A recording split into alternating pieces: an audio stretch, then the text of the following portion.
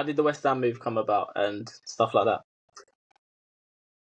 Yeah, well, obviously for me, I just played for England at that point. Yeah, so it was like if I was going to have an opportunity to stay in the England team, I had to be in the Premier League. I couldn't be in the Championship. And in that season, it was my best scoring record. I was flying. I scored 7 in the last 13 games. Yeah. I put the most crosses in Europe, most successful crosses in Europe that season. So I was playing well. So effectively, I wanted to stay in the Premier League. The opportunity that came up was with West Ham. There was a couple of other interests, but West Ham were the ones that paid the price, I suppose. Yeah. And they got promoted via the playoffs. And then, I got my opportunity to go to West Ham, and it was a club record signing at the time. Yeah. So that came with a lot of pressure, especially signing, a club. I don't think you realise how big a club is until you actually go there. Because I knew West Ham was a huge club, and it's London, it's this, but when you actually go there, it's silly things like, when as a player you have to do press and you have to do like certain other things. But when I was at Wolves, you did press, and you did you go to do all the stuff in the community, and you do all the signing sessions and do everything like that. But then when I went to West Ham, it's magnified. Like there's so many more news reporters. There's so many more things you have to do within the community. There's so many more signing sessions. There were so many more things that just magnified. So it was, it was another step up really for me to sort of go in that area. But yeah, no, like you said, so following on, you've had the England experience and you've made that move to West Ham. So I guess you sort of recognised in that sense for that as well. Joining some big notable players at West Ham, actually, when we looked at the squad. Obviously, I remember very well anyway, but Andy Carroll was one of them. Yossi Benayoun was one that we saw on there that I liked, because Yossi Benayoun is someone that just sticks in my mind for just being a serious baller. Joe Cole, obviously Chelsea, I have to cut that one in there. But yeah, talk to me about the level you get to West Ham. You're seeing these names. What's that like? Well, for me, it was great. Like really good, very good squad of players. Very, they embraced me straight away. And the best thing for me is when I signed, it was obviously the season'd already started. I played the first couple of games at Wolves. So when I signed, I think I signed on maybe I signed on the Wednesday or the Thursday, and I trained the next day. I think it was, I can't remember. I think I trained on the Friday. And then we travelled and we played Swansea away. And I trained on the Friday and I played on the Saturday, started. And you're just it's just thrown in. And it's miles better for me, because you're straight into playing, and you work out how people play and train, and you're just doing it in the game. And Sam made it very easy. He was like, right, you've got 3 crosses. This is what I want you to do. You go down the line and you whip it across low. You either go down the line, you cut it back to the 6-yard to the penalty spot, or you go down the line and dink it to the far post. That was your crosses. And if you cut into your right, you just make sure if everyone misses it, it goes in at the far post. So it made it very simple, and everyone knew when I got the ball, they just left me alone, let me take my full back on, and they knew that a cross was going to come in, or at least I would try and put a cross in. So it was great. It just worked, and players, they knew what they were, what to expect. And I think that was the same when I was at Wolves. Players knew what was going to happen, or knew what I would try and do. So they just made their run off it. And would you say it was quite a big difference in the style of plays from Wolves to West Ham? And if so, or if not, how did you sort of deal with the adaptation? Yeah, yes, a little bit, but I think we played a similar-ish system. But Sam, as I said, he liked to break things down to quite, set pieces were huge. I'd never been anywhere that you'd probably work on it as much, and even not just from corners and free kicks wide. It would be free kicks from inside your own half that were like near, not even at the halfway line. We work on that, and you'd be like, right. So we'd pinpoint areas that you would have to work, and then after that, it would just be like, right, get it wide and get crosses in the box. That was it. So for me, I had not freedom. That's not what I say, but like you had like he just said to you, if you put it in the box and the strikers aren't there, you're not getting in trouble. That's the strikers, Yeah, and the midfielder and the other winger. Yeah. So you had your assignment and you just stick to the assignment. Absolutely. And if there was a cross coming in from the right hand side and I didn't make the far post, boy, I knew about it. That was like he was ruthless on that. But again, I had to adapt my game. I had to have other roles where I just never ever done before. From goal kicks. If it was our goal kick, I would have to pin the fullback or the centre half. Andy would go up for the header. And it'd be me and Kev Nolan pinning fullbacks. If it was my side, I'd have to pin fullback or centre half. I'd never done that in my whole life, but I would have to do it. And if I didn't do it, I'd be off the pitch. So you used to have to start adapting and realising, right, okay, this is something else that I've got to try and do and try and improve. So it was, it was good. Yeah. But I mean, theoretically, having to adapt only means you're improving your game. You're learning to play different styles of football, which I can imagine only benefited you during your time there, and football from there on, to be honest.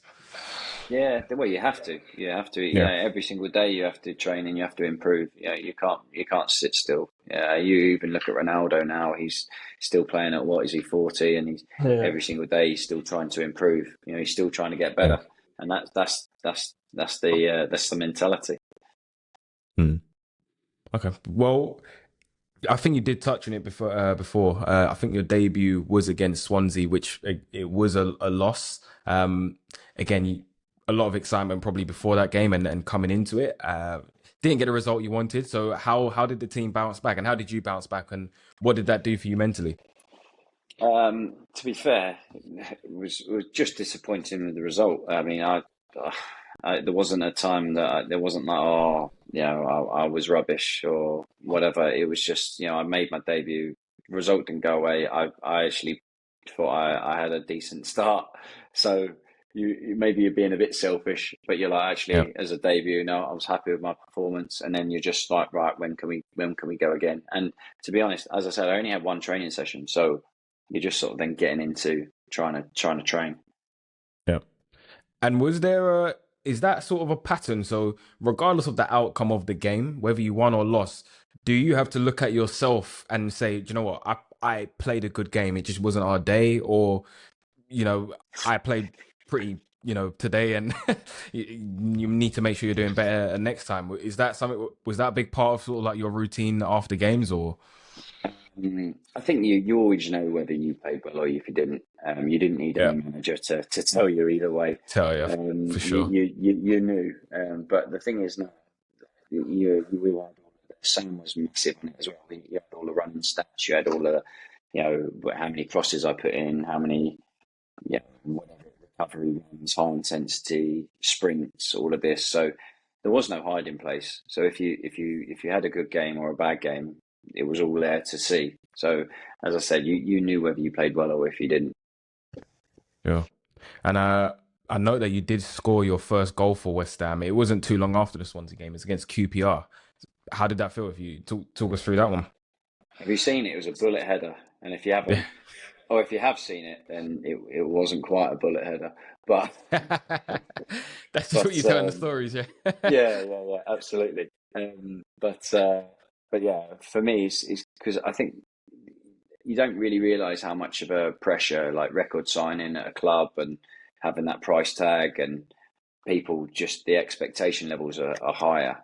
So for me, it was just like another thing to get off my back. I've got my goal, had an assist, so they sort of weren't throwing around at me anymore.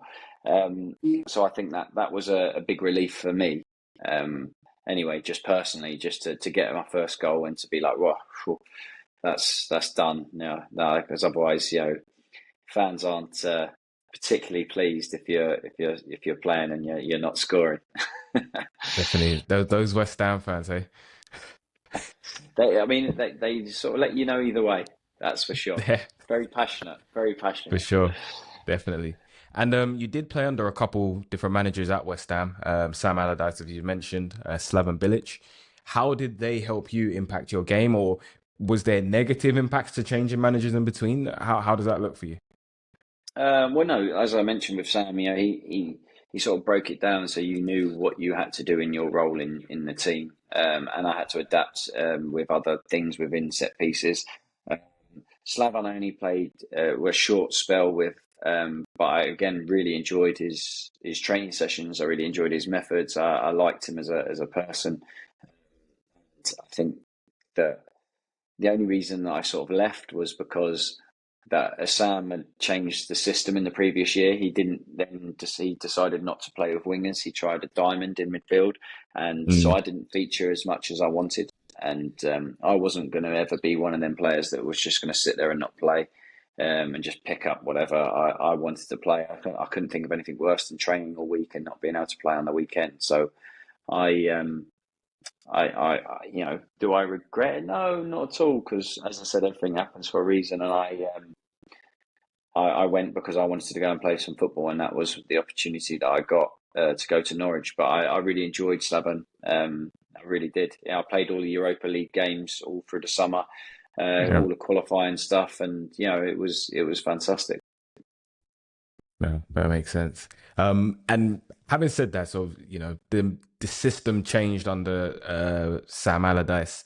How did you have to overcome that? 'Cause obviously now you start questioning your position in the squad, your future. How did you overcome it? Well, I did the only thing I knew, which was work harder. I, Mm. yeah. To be fair, there was I think Joey O'Brien as well was in a similar sort of position as me, and we would just do extra running after games. We'd do extra running after training. I would do extras finishing, crossing, and um, I actually, I went all in the sense that I was doing all the tests for the intolerance tests. I was doing, so I found out all of the ones that I'm red stuff that's bad for me, amber and then Yeah. green, and I went through the whole thing, and I got in the best shape, or maybe not the best shape because everyone was saying I was getting a bit too thin, but I was getting a bit more not obsessed. Well, maybe obsessed is probably the right word, but I could only control the things that I could. I couldn't control whether he picked wide Sure. players or if he did a diamond. So anything that I could control was myself. So I went hard on. My diet was impeccable. Yeah. I cut out everything that wasn't good for me. I did extra this, extra that. I just got myself in ridiculous shape, ready that if I had an opportunity to play, then I was ready.